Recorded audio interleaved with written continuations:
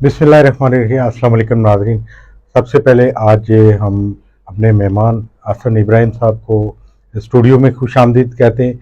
हसन साहब आज़ाद कश्मीर के मोकर जरीदे रोज़नामा कश्मीर एक्सप्रेस आज अपनी 23वीं सालगिरह मना रहे हैं, और इस मौके पे कश्मीर एक्सप्रेस के लिए आप क्या पैगाम देना चाहते हैं? बहुत शुक्रिया जी।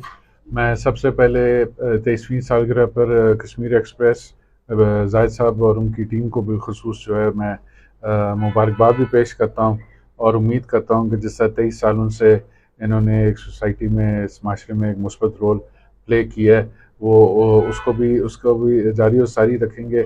और आपको ये भी क्रेडिट जाता है कि इन 23 सालों में आपने अपनी सहाफ़त के ऊपर कोई दाग नहीं लगने दिया। उम्मीद करते हैं कि ये सिलसिला इसी तरह जारी और सारी रहेगा, और इंशाल्लाह दुआ गो हैं कि आपका अखबार जो और फले और फूले। इस मौके से फ़ायदा उठाते हुए हम आपसे ये भी जानना चाहेंगे कि आज़ाद कश्मीर की जो मौजूदा सियासी सूरत हाल है, ये किन चीज़ों की इस वक्त डिमांड कर रही है, किन चीज़ों की मुतकादी है कि आज़ाद कश्मीर में सियासी हवाले से, इंतज़ामी हवाले से किस तरह के इकदामात की ज़रूरत है, और आज़ाद कश्मीर की पॉलिटिकल जो लीडरशिप को है उसको क्या किरदार अदा करना चाहिए?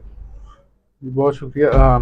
असल में वो आज़ाद कश्मीर से अगर बाहर भी थोड़ा सा, क्योंकि ये जो अभी करंट सिचुएशन है पूरी दुनिया में, एक न्यू वर्ल्ड ऑर्डर की तरफ चीज़ें जा रही हैं। और जब आप न्यू वर्ल्ड ऑर्डर की बात करते हैं तो उसमें जो फर्ज करें हम 100-150 साल से जो चीज़ें लेके चल रहे हैं, उसके अंदर फिर तब्दीली का भी खदशा है, और उसमें बिलखसूस हमारी प्रायोरिटी तो जो कश्मीर की तहरीक है, मैं समझता हूँ वो टॉप ऑफ द लिस्ट होनी चाहिए। बिलखसूस जो बागी हुकूमत है उसकी टॉप प्रायोरिटी होनी चाहिए, और उसमें मैं समझता हूँ कि हम जो है वो बिल्कुल नाकाम है इस वक्त। ख़ास तौर पे ये साल 2-3 के अंदर हमने जो है, जो हमारे बुज़ुर्गों की काविश थी 80 साला, उसमें हमने जो मैं समझता हूँ कि बहुत मार भी खाई है, और हम चीज़ें पीछे की तरफ ले गए हैं।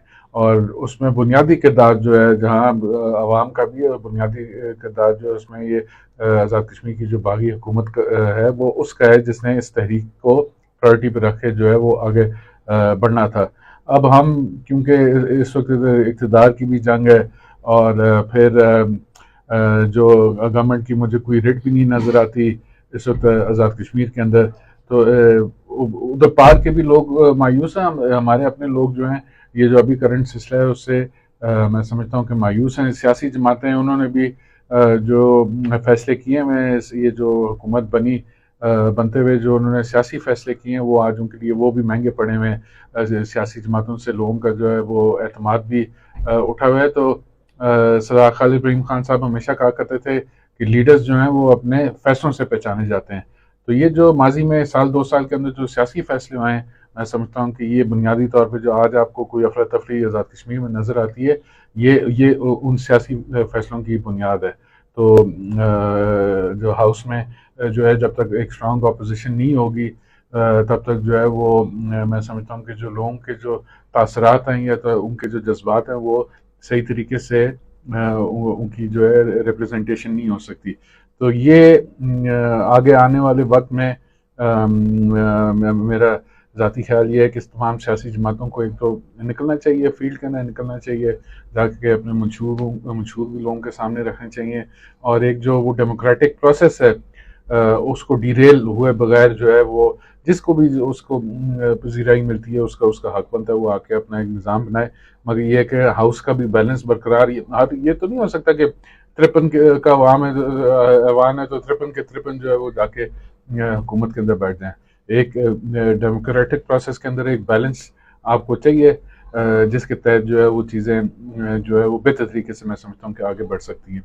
तो ये जो ख़ास तौर पे जो हमारी आज़ाद कश्मीर की लीडरशिप है, मैं समझता हूँ कि ये बुनियादी किरदार उनका है, उसको जो है वो आगे बढ़ के लोगों तक भी बात पहुँचानी चाहिए। अपनी जमातों के अंदर भी ये चीज़ जो है वो बावर करानी चाहिए कि हमें जो है वो डेमोक्रेटिक प्रोसेस को जो है प्रायोरिटाइज़ करना चाहिए।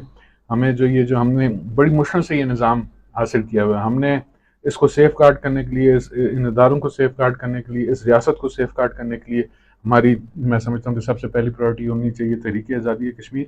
اور اس کے بعد جو سیکنڈ پرائرٹی ہے وہ اس ریاست کے عوام کے فلاح و بہبود ہے، جس میں ڈیولپمنٹ کے معاملات ہیں، اور میرٹ بنیادی طور پہ جو ہے وہ ہر صورت جو ہے وہ برقرار رکھنا چاہیے۔ آج تو میں سردار خالد ابراہیم خان صاحب نے ساری زندگی ان اداروں کی کاوش مطلب مضبوط کرنے کے لیے کاوش کی۔ سردار ابراہیم صاحب نے تو یہ اپنے ہاتھوں سے یہ ادارے بنائے، آج انہی اداروں کو سائڈ لائن کر کے جو جا کے سڑکوں پہ فیصلے کیے جا رہے ہیں، یہ میں سمجھتا ہوں کہ بالکل قابل قبول نہیں ہے۔